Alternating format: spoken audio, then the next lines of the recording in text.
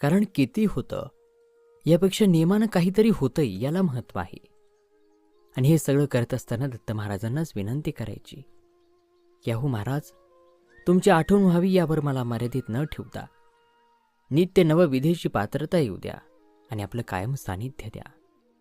आणि हीच आहे दत्त महाराजांची अनुभूती, दत्त अनुभव. तर आजचा हा व्हिडिओ तुम्हाला कसा वाटला कमेंट करून नक्की सांगा.